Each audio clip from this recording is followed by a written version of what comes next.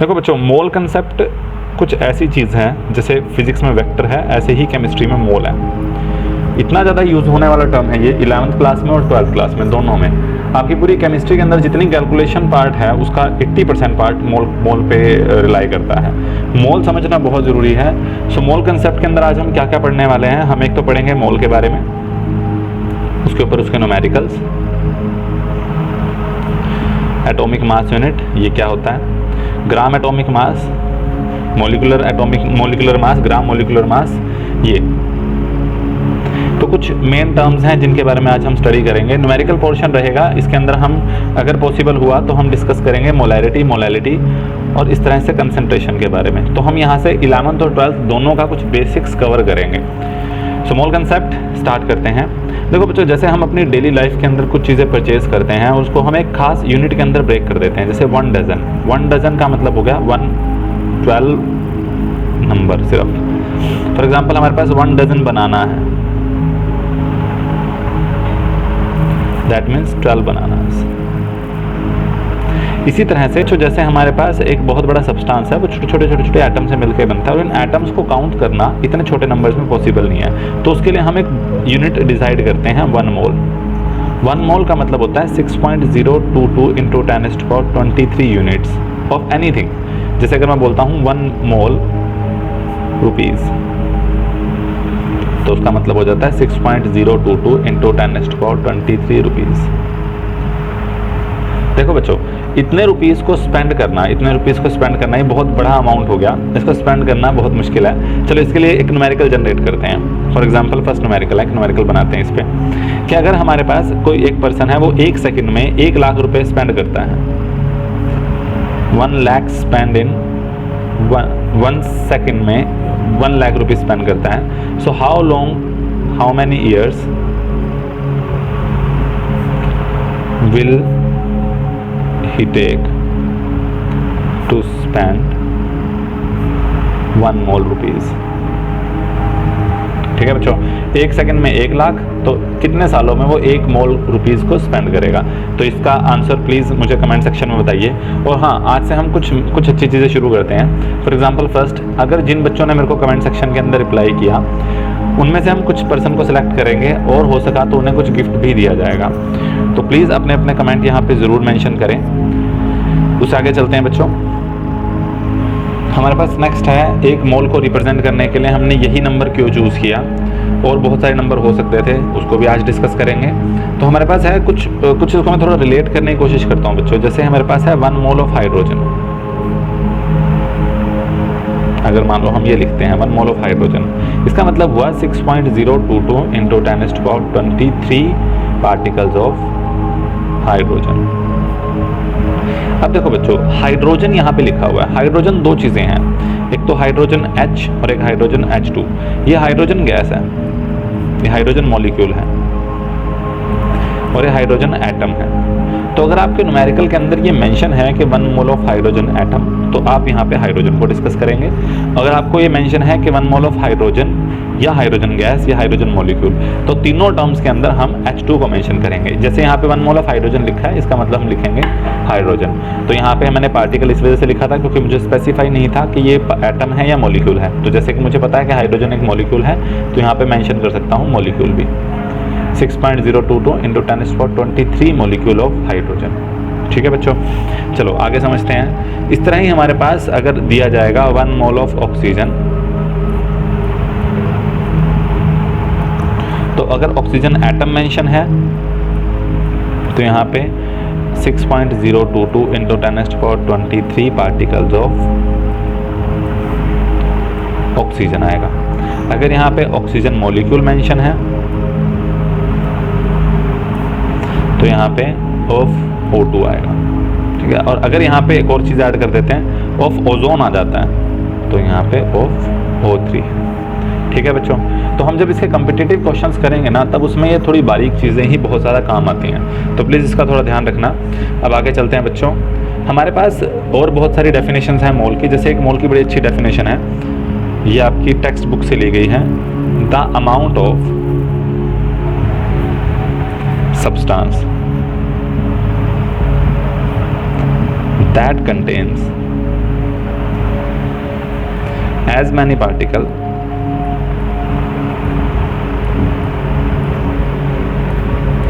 as there are atoms in exactly 12 gram of C12 isotope। ठीक है बच्चों, यानी कि अगर हमारे पास हम एक तराजू ले लें, यहां से हम मान लें, और इसके अंदर हमने कार्बन 12 आइसोटोप लिया हुआ है इस तरफ, तो यहाँ पे हम जो भी सब्सटेंस लेंगे, जितने पार्टिकल इसके अंदर आएंगे अगर उतने ही पार्टिकल इसके हैं, मतलब वो दोनों 1 मोल हैं। कैसे, देखिए फॉर एग्जांपल हमारे पास कार्बन 12 के अंदर जो 12 ग्राम ऑफ कार्बन 12 में पार्टिकल हैं x, अगर इतने ही पार्टिकल जिस कोई और सब्सटेंस के अंदर होंगे, जितने मास में होंगे, वही उसका मोलिकुलर मास, वही उसका मोल बनेगा। तो हमने लिखा 6.022 इंटू 10⁻23, इसको हम बोलते हैं एवोगैड्रो नंबर भी, और इसको हम डिनोट करते हैं Na से। ठीक है, कैपिटल N और सबस्क्रिप्ट में A। चलिए आगे चलते हैं हमारे पास नेक्स्ट, इसको थोड़ा और डिटेल करते हैं इस कंसेप्ट को। तो हमने जो डेफिनेशन ली थी उसका मतलब था कि कोई भी सब्सटेंस जितने उतने ही पार्टिकल्स हों जितने कार्बन 12 के अंदर होते हैं, उतने वेट को हम 1 मोल बोलेंगे। तो देखिए बच्चे कि एक कार्बन के अंदर कितना मास होता है, यहाँ एक कार्बन एटम में कितना मास होता है। तो हमारे पास एक कार्बन एटम अगर मैं मेंशन करूँ तो ये जो कार्बन एटम है इसके अंदर ये न्यूक्लियस है बच्चों, ये उसकी पहली शेल है, उसकी दूसरी शेल है। आप जानते हो कार्बन को हम नोट करते हैं 6C12 से। C का मतलब होगा number of protons, number of electrons, इसी को बच्चों हम एटॉमिक नंबर बोलते हैं। और 12 का मतलब होता है मास नंबर। मास नंबर का मतलब होता है किसी भी एटम के न्यूक्लियस में कितने न्यूक्लियॉन्स हैं, उनकी सम को, टोटल सम को हम मास नंबर से नोट करते हैं। फॉर एग्जांपल जैसे कार्बन के अंदर प्रोटॉन प्लस न्यूट्रॉन, क्योंकि न्यूक्लियस के अंदर तो सिर्फ यही दोनों एंटिटी होती हैं, तो इन दोनों का जो सम है वो 12 आएगा बच्चों। ठीक है, और यहाँ से देखो बच्चों हमारे पास 6 इलेक्ट्रॉन्स आ गए, 6 प्रोटॉन्स आ गए, और टोटल देखें यहाँ से न्यूट्रॉन निकालें बच्चों तो 12 माइनस 6 आ जाएंगे, तो यहाँ से 6 न्यूट्रॉन हमें मिल जाते हैं। तो तीनों एंटिटी 6 हो गई। अब जब हम इसका वेट कैलकुलेट करें, क्योंकि हमने तो ध्यान इस पे देना है कितने ग्राम उसका वेट होगा एक एटम का, या इतने 6.022 इंटू 10⁻23 एटम्स ऑफ कार्बन का वेट कितना होगा, ये देखते हैं। Weight of 6.022 into 10⁻23 atoms of carbon, हमें तो ये चाहिए, ये हम यहाँ निकालना चाह रहे हैं। देखो बच्चों एक एटम के अंदर ये 3 सब्सटेंसेस होते हैं, 3 तरह के पार्टिकल पाए जाते हैं। अगर हम जरा इलेक्ट्रॉन का वेट चेक करें बच्चों, यहाँ पे इलेक्ट्रॉन का वेट होता है 9.1 इंटू 10⁻31। प्रोटॉन का वेट चेक करें तो 1.67 इंटू 10⁻27, और न्यूट्रॉन का वेट चेक करें तो वो भी 1.67 इंटू 10⁻27 kg होता है। ठीक है बच्चों, तो ये वेट तीनों के हैं। आपको ये हैरानी होगी कि दोनों का वेट ऑलमोस्ट सेम है, थोड़ा सा डिफरेंस होता है। जैसे न्यूट्रॉन का वेट जो होता है वो 1.67, प्रोटॉन का वेट 1.67262, और न्यूट्रॉन का वेट होता है 1.67493। तो न्यूट्रॉन थोड़ा सा ही हैवी होता है प्रोटॉन से। और एक इंटरेस्टिंग सी चीज़ है, अगर मैं इन दोनों के वेट को जोड़ दूंगा ना तो न्यूट्रॉन का वेट आ जाएगा। तो ये तो थोड़ा आगे डिटेल हो गया, तो हम ये बाद में समझेंगे, इसको थोड़ा और कंफ्यूजिंग नहीं करते इस चीज़ को, हम आगे चलते हैं। तो देखो बच्चों कि प्रोटॉन और न्यूट्रॉन ये दोनों ऑलमोस्ट सेम वेट के होते हैं, जबकि जो हमारा इलेक्ट्रॉन है ये बहुत हल्का होता है। आप ये अंदाज़ा लगा लीजिए कि जो इलेक्ट्रॉन का वेट होता है वो मास ऑफ प्रोटॉन से 1.837 इतना होता है। मतलब अगर मुझे मास ऑफ इलेक्ट्रॉन चाहिए तो मैं मास ऑफ प्रोटॉन को डिवाइड कर दूंगा 1.837 से, तो ऑलमोस्ट इलेक्ट्रॉन का वेट आ जाएगा। तो इलेक्ट्रॉन इतना हल्का होता है, 1837 टाइम लाइटर होता है उससे। तो आप यहाँ से थोड़ा अंदाज़ा लगाइए कि जब हम वेट को कैलकुलेट करेंगे तो उसका वेट तो नेग्लिजिबल है इलेक्ट्रॉन का, हम उसको काउंट ही नहीं करेंगे। तो हम यहाँ देखते हैं कि हमारे पास टोटल वेट किसका हुआ, 6 प्रोटॉन और 6 न्यूट्रॉन का, 1 atom of carbon, mass of 1 atom of carbon, ये हो गया। यानी कि ये टोटल नंबर अगर मैं देखूँ यहाँ से एक और चीज़ बच्चों, एक और नई टर्म मैं ऐड करना चाह रहा हूँ। हमारे पास जितना मास इसका होता है, जितना मास इसका होता है, इसको हम ऑलमोस्ट 1 AMU से डिनोट करते हैं, एटॉमिक मास यूनिट। यानी कि ये होता है 1.67 × 10⁻⁻27 को। तो मैंने यहाँ लिख दिया, तो मेरे पास यहाँ आ गया, ये दोनों मिलके होते हैं 12 AMU। अब मुझे अगर इतने एटम्स का वेट निकालना है तो मुझे 6.022 × 10⁻23 को मल्टीप्लाई करना है 12 AMU से। क्या हो गया, पेज कम पड़ गया मेरा, चलो दोबारा देखते हैं इसको। यानी कि अगर मेरे पास एक एटम का वेट है 12 AMU, टोटल पार्टिकल्स हैं जो मुझे प्रोडक्ट में लेके आने हैं 6.022 × 10⁻23। ठीक है बच्चों, अब 1 AMU हमारा था किसके इक्वल, 1.67 × 10⁻⁻27। अब ये बच्चों जो वेट है ये किलोग्राम में है, 1.67 × 10⁻⁻27 किलोग्राम है ये 1 AMU। अगर मुझे इसको ग्राम में कन्वर्ट करना है तो 1.67 × 10⁻⁻24 ग्राम हो जाएगा 1 AMU। तो इसकी वैल्यू को यहाँ पुट कर देते हैं, ये हो जाएगा 12 × 1.67 × 10⁻⁻24। ये है बच्चों एक एटम का वेट, ठीक है, सॉरी एक पार्टिकल का वेट 1 AMU। यहाँ से यहाँ तक हो गया mass of 1 atom of carbon into में 6.022 × 10⁻23। ये टर्म कहाँ से आई, ये मोल से निकल आई। तो अगर मैं इन दोनों का प्रोडक्ट करता हूँ तो मेरा नेट प्रोडक्ट जो होता है इन दोनों का प्रोडक्ट, इन दोनों एंटिटीज का प्रोडक्ट, देखिए 10⁻24 है, 23 है, ये तो -10 आ जाएगा, और इन दोनों को मल्टीप्लाई करेंगे तो ऑलमोस्ट 10 आता है। तो ये सबका प्रोडक्ट जो है इन दोनों का प्रोडक्ट 1 आ जाएगा, तो इनका प्रोडक्ट 1 ग्राम के इक्वल आ जाएगा। तो देखिए बच्चों, वेट ऑफ कार्बन 12 कितना आ गया, 12 ग्राम।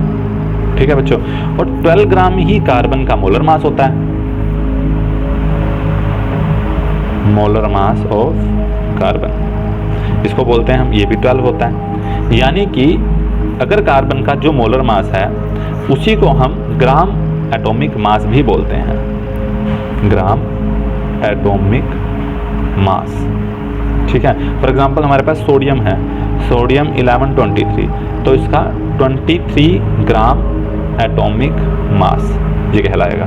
ठीक है बच्चों, और 1 mole sodium will be equal to 23 gram के इक्वल। यानी कि अगर मैं 23 ग्राम सोडियम ले लेता हूँ तो वो 1 मोल के इक्वल हो जाएगा बच्चों, मतलब उसमें 6.022 × 10⁻23 पार्टिकल्स ऑफ सोडियम होंगे।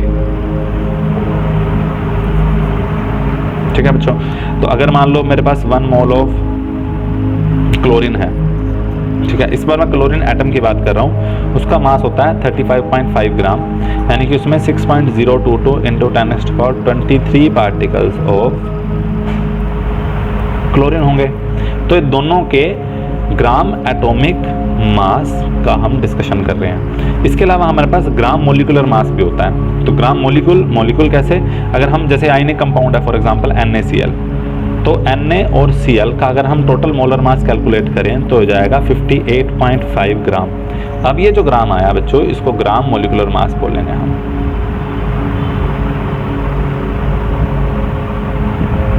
ठीक है बच्चों, चलिए आगे देखते हैं। तो ये हमारी पहली डेफिनेशन हुई कि अगर किसी भी कंपाउंड का, किसी भी एलिमेंट का टोटल मोलिकुलर मास हम कैलकुलेट करते हैं, वो 1 के और उतने ही ग्राम उसको लेते हैं तो वो 1 मोल के इक्वल हो जाएगा। तो यहाँ से मोल की एक डेफिनेशन आ गई, इज इक्वल टू कितना वेट गिवन है, गिवन वेट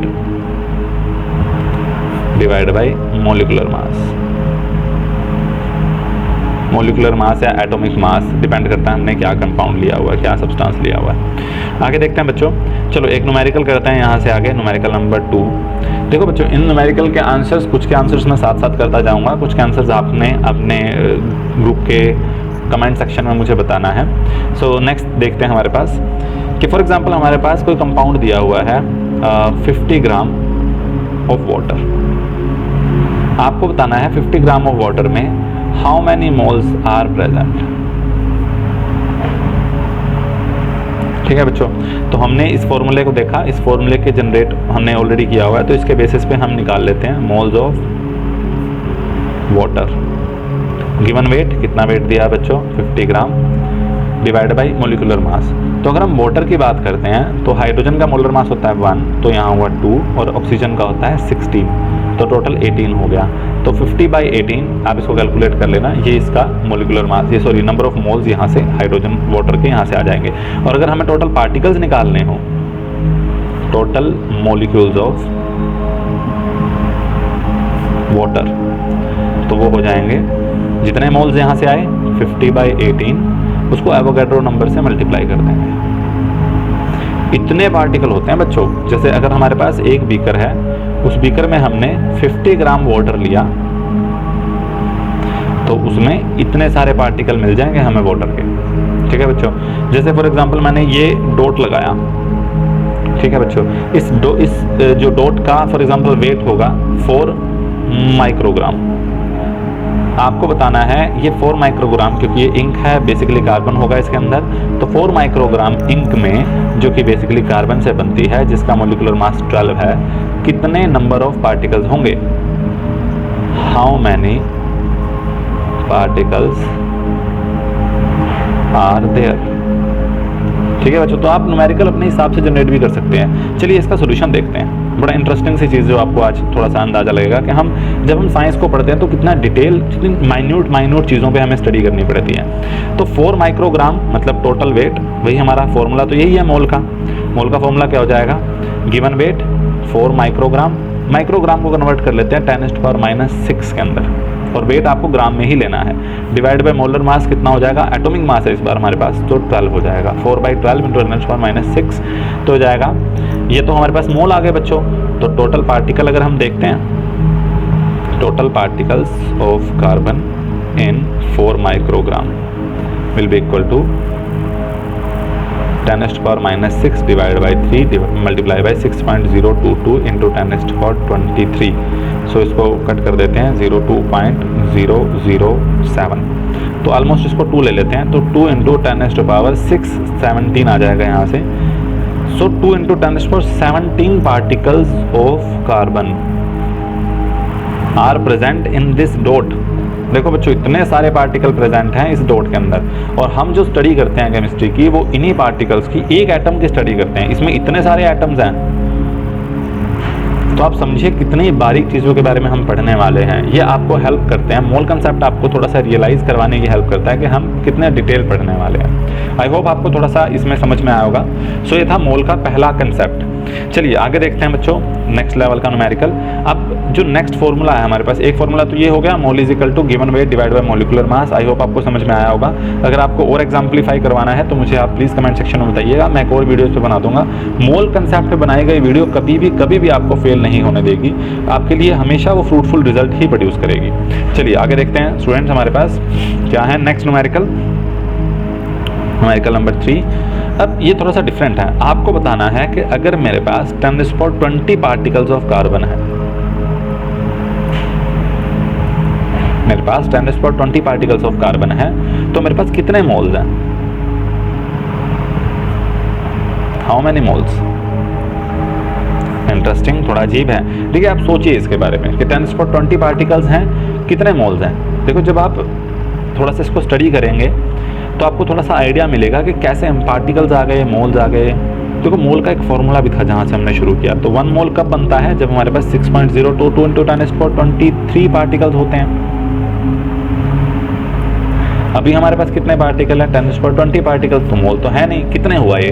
तो एक और फॉर्मूला यहाँ से हम जनरेट करते हैं। आपको थोड़ा सा रिलेटिव आंसर तो पता लग रहा होगा, लेकिन उसको अच्छे से समझ नहीं पा रहे होंगे। मैं तुम्हें 2 मिनट देता हूँ, आप सोच लो इसके बारे में, तब तक मैं फॉर्मूला भी लिख देता हूँ। आप चाहो तो वीडियो को पॉज करो और इसका आंसर बनाओ, तब तक मैं फॉर्मूला लिख देता हूँ। मोल का एक और फॉर्मूला यहाँ से जनरेट होता है, टोटल नंबर ऑफ पार्टिकल्स जो हमें गिवन है divide by Avogadro number. Avogadro number बच्चों Na यानी कि 6.022 इंटू 10⁻23। फॉर एग्जाम्पल अगर मुझे इसका आंसर निकालना है तो वो हो जाएगा, गिवन पार्टिकल कितने हैं मेरे पास? 10⁻20, और टोटल पार्टिकल कितने हैं मेरे पास? 6.022 इंटू 10⁻23 पार्टिकल्स हैं बच्चों। ठीक है, तो ये जो मैंने आज 2-3 चीज़ें आपको अभी तक करवाई हैं वो सिर्फ इसके लिए हैं ताकि आपको थोड़ा मोल का बेसिक आइडिया हो जाए। तो आज की क्लास यहीं ख़त्म करते हैं बच्चों। उसके बाद हम नेक्स्ट वीडियो के अंदर जल्दी ही देखेंगे मेरे बच्चे हुए टॉपिक जो आज मैंने डिस्कशन करना था। हमने क्या क्या डिस्कशन किया, मोल किया, उस पर कुछ छोटे छोटे से न्यूमेरिकल्स देखे। उसके बाद एटॉमिक मास यूनिट हमने देखा, gram atomic mass, gram molecular mass. Next concept जो हम डिस्कस करेंगे मोलैरिटी और कंसंट्रेशन ऑफ सॉल्यूशन पे होगा। Thank you students, thanks a lot. मिलते हैं नेक्स्ट वीडियो में।